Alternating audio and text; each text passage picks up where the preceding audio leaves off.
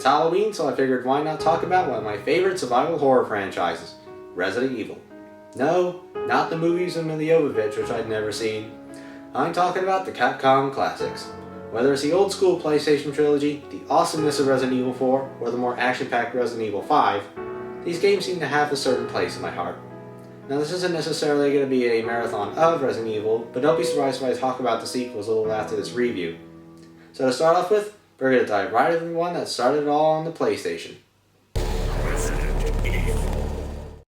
Well, first off, I gotta ask, what's with this dude on the cover? He's like... But anyway, the inspiration for Resident Evil was from an NES role-playing game also made by Capcom known as Sweet Home, where the characters travel around a haunted mansion to find treasure. Resident Evil is often considered to be a remake of this game, but I wouldn't know because I've never played Sweet Home, and that's strange, regarding that some people think that it's one of the best horror games ever made. So back to Resident Evil, or Biohazard as this is known in Japan. When you start a new game, you're treated to this live-action segment when you're notified that there have been bizarre murders taking place in Raccoon City, with signs of cannibalism on the victims. Raccoon City Special Forces team, known as STARS, are given orders to investigate what's been happening. STARS consists of two teams, Alpha and Bravo. Bravo team was originally meant to check out the murders, but nobody's managed to make contact with them, so it's up to Alpha team to figure out what's going on, run by one Albert Wesker. They find Bravo team's helicopter, but there are still no signs of survivors. That is until they find a severed hand. Oh, Jesus. So after that hilariously unrealistic reaction, the guy gets killed by ferocious dogs, and after their midnight snack, they go after the rest of the team. So they run away for a bit, and eventually we see that Alpha's helicopter pilot is a complete wuss and flies away, leaving our heroes behind. No! Don't go! Oh, this is gonna be good. Guys? Aren't you supposed to be running from something? Up there you go. So their only means of safety is to go inside an abandoned mansion formerly owned by Oswald Spencer. And after that, we get our character roll call. Chris Redfield.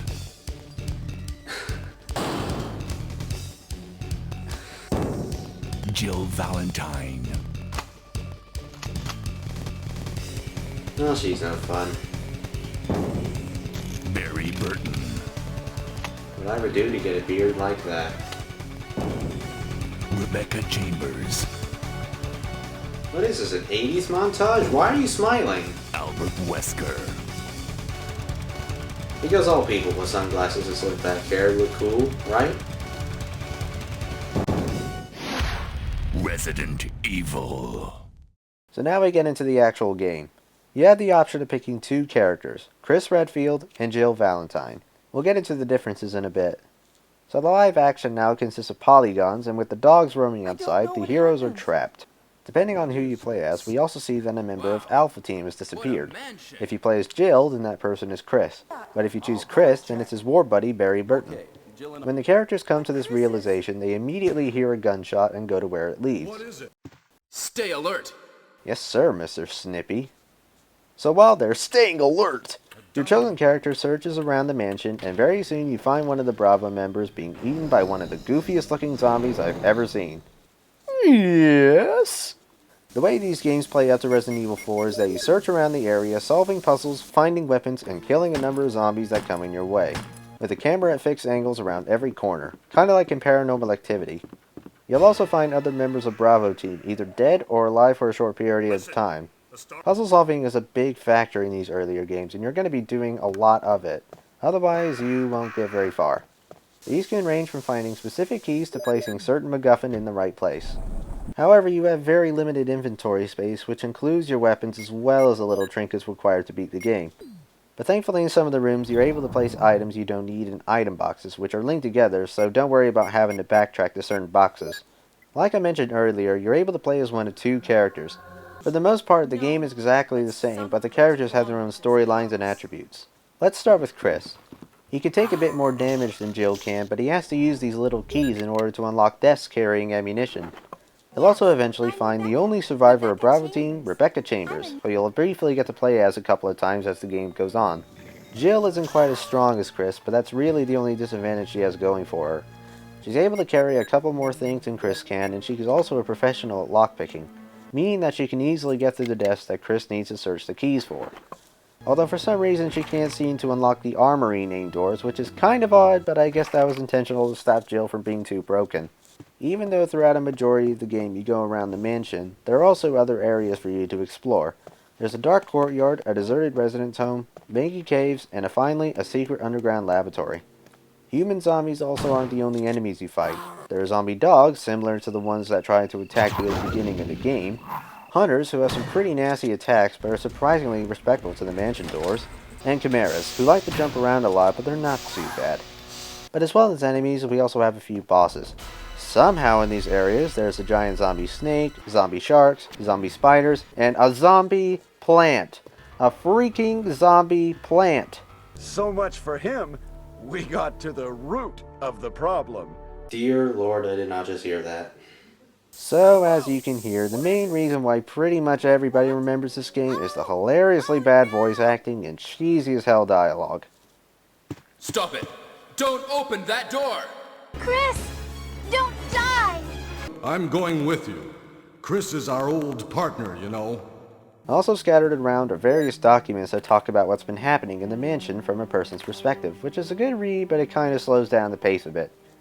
It turns out that a series of illegal experiments were being run in the mansion by a research team under orders from a biomedical company called Umbrella Corporation, and the creatures and zombies you see roaming around are the results, who've been exposed to a highly contagious disease known as the T-virus. Now I think it's time to talk about the things I don't like about this game. Firstly, the controls. Shooting isn't so much of a problem thanks to the auto-aim, but the characters move like freaking tanks, so that means no matter what angle the camera's at, you always have to hold up in order to move forward, and if you want to turn, then you'll have to hold either left or right until your character rotates to where you want to go. If you have the director's cut version with the DualShock feature, then this shouldn't be too bad, but using the D-pad will probably be a little more daunting. Another problem I have is that even though some of the puzzles can leave you pretty stumped, the enemies are incredibly easy to kill, and it doesn't help that there aren't that many to begin with. Yeah, the hunters can feel pretty intimidating because of an instant kill attack, but it doesn't happen too often, and they're the only enemies in the game that can kill you in one hit anyway. Unfortunately, the bosses are also a cakewalk. With maybe the exception of Yawn the Snake, and yes, he's actually called Yawn, it's really simple to defeat the bosses because all you need to do is spam a load of firepower, and even then, it'll only take a few shots from your strongest weapons to kill them. This next issue I have is kind of a nitpick, but every time you try and enter a room, you're taken to what I'm guessing is a disguise for a loading screen while all you see is a door opening. Some people like these doors because they can build suspense and you don't know what's inside until you go through, and sometimes it works, but if I already know what's beyond them and I just want to rush to a certain area, then the doors can really get in the way and drag the game longer than it should. This goes for the stairs as well, because in some places you're simply able to press the action button to go up, which does feel weird at first by the way, but if you're wanting to travel between floors, then you're once again treated to a loading screen. The last problem I have is the save system. Not because it doesn't work or anything, but because you have a limited amount. That's right, you can only save a number of times. You see, in the PlayStation 1 Resident Evil games, you have to use a typewriter in order to save, but it doesn't have any ink inside, so you have to rely on these ink ribbons, which decreases by 1 every time you save. What exactly are you typing that wastes so much of the ink? Or better yet, why can't we just have unlimited saves? Because it really sucks when you make it so far without saving and something just blindsides you, forcing you to start the game all over again. Granted, if you play the game a number of times, then you'll find yourself having quite a number of ink ribbons, but it's still a stupid gimmick that should die in a fire and should never come back in any video game. Moving on, near the end of the game we discover Umbrella's secret laboratory containing the experiments. This is a pretty short area, but at the same time it's a breath of fresh air. And this is also where you can find Chris when you're playing as Jill, and vice versa. Once you've done some more exploring, you'll eventually find the room where all the experiments have been held. This is also where you find out that Wesker is a traitor and he's been working with Umbrella the whole time. Holding you at gunpoint, he drags you into the room and shows you a secret project they've been working on called Tyrant, a gigantic mutant zombie which Wesker lets one loose. But the Tyrant notices his bad acting and literally cuts him off. Chris? Stop it. Wow. Then he starts going after your character. And guess what? He's stupidly easy to kill. After that oh-so-challenging final boss battle, you can rescue the missing character and go to the roof to get a ride from the wussy helicopter pilot from the opening cutscene. Sorry for keeping you waiting. Yeah, I'm sorry too, Jill. Our heroes escape, and that's the first Resident Evil, ladies and gentlemen. Depending on how much of your party made it out alive, you're able to get one of 3 endings. which does in a way add some replay value, but I personally prefer just having one solid and satisfying ending to complete the story. Overall, Resident Evil is definitely one of the best reasons to own a PlayStation. It combines both puzzle solving and action pretty well, and figuring out what to do in a certain section without a guide is one of the most rewarding things you'll ever do in a video game. And in all honesty, I think the ludicrous voice acting actually gives the game a bit of charm. Apart from Castlevania Symphony of the Night, you're not going to be laughing anywhere near as hysterically as this game. If you're looking for a good chuckle, but can also handle weird controls and polygonal graphics, give it a shot. And I suspect some patience may be required to beat it. With all that said, I'll give the game an 8.8 out of 10, standing for brains.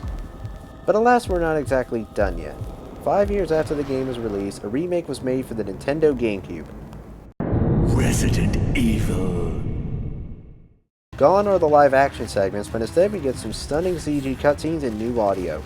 The story is pretty much the same as the original, but it also brings up a subplot about George Trevor, the architect for the mansion. It turns out he was killed by Spencer after he found out about the laboratory, so his wife gets kidnapped along with their daughter, Lisa Trevor, who you get to meet a few times throughout the course of the game. But there's no way to kill her when you first stumble across each other, so the best you can do is just run away. That's because Lisa's been held and experimented on for nearly 30 years, so having that done to her so many times caused her to be stronger and all-around immortal. Lisa's main purpose is to simply search for her mother, which she eventually does, a decade later. Anyway, onward to the gameplay. Pointing out the obvious, the graphics are a huge step up from the original. I'm serious, if there's one thing I can absolutely gush about is how beautiful this game looks, and it's gotta be one of the best looking GameCube games out there. Even today it looks really nice. The voice acting is also much better, which might be a bit of a shame for those people who had a good laugh with the original, but don't worry, Jill still has some pretty badly delivered lines here and there. Shit, it's broken. The areas are pretty much what they looked like in the original, but with extra rooms and the obvious enhanced graphics.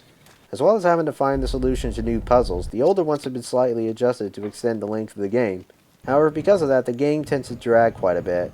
Take this for instance where you have to play Moonlight Sonata on the piano in order to open a secret wall. In the original, you only had to collect the music score and use it on the piano in order to play it. But in the remake, you've only got half of the sheets, which means you have to travel all the way to a specific room in the mansion to find the second half.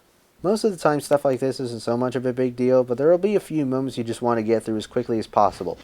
The controls are still a bit of an issue, but to make things slightly more comfortable, the remake adds a 180-degree turn first introduced in Resident Evil 3, which you can use to easily get away from the creatures. There's also a new enemy called the Crimson Head, which is basically a regular zombie, but they move much faster and can do a lot more damage.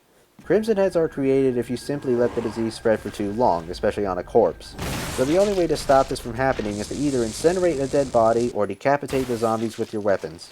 This isn't so much of a problem with Chris because he already has a lighter with him, but with Jill you're guaranteed to be using one of your item slots for the lighter. And not only that, you have to carry kerosene to burn the zombies in the first place, so that's another item slot filled up. You also need to make sure you don't use too much ammo because unlike the original, the remake is very good at making ammunition incredibly scarce, especially at the beginning. However, if you happen to be in the clutches of an enemy, both Jill and Chris can use defense items to release themselves.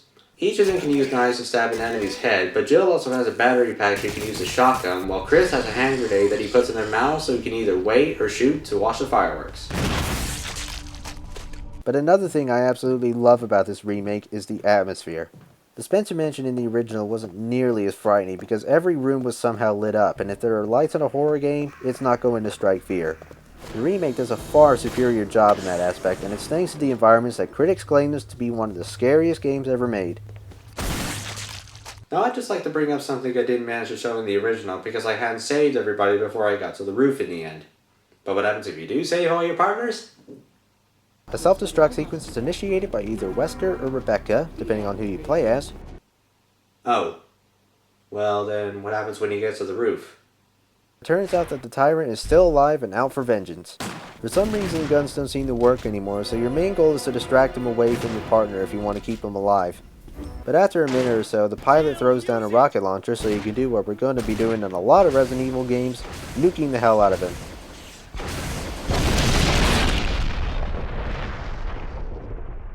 So, final thoughts?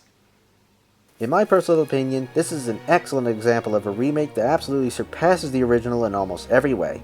The PlayStation version was great too, but if you want the full experience of the first Resident Evil game, you get the remake. Or better yet, get both. You can buy the original for the voice acting and dialogue, and you can buy the remake for the gorgeous graphics and spectacular gameplay. It's a win for everybody. I think the easiest way to get the remake nowadays is to get the port for the Wii, which unlike the GameCube version where it had 2 separate discs, has now been converted to one whole disc, with more save files to use. The Wii version also has different controller types for you to use in case the GameCube controls weren't up to your taste. You can play with either the Wiimote alone, the Wii button nunchuck, the classic controller, and of course the GameCube controller. Personally, seeing as this is a port of a GameCube game, I tend to stick with the GameCube controller, but the classic controller and the Wiimote nunchuck combination isn't so bad either. To put it simply, if you have a GameCube, you need to get the Resident Evil remake. If you have a Wii, you need to get the Resident Evil remake. I'll give it a 9.4 out of 10, standing for better brains. This is Josh Smith and Reviews the S here. Tune in for more. Happy Halloween.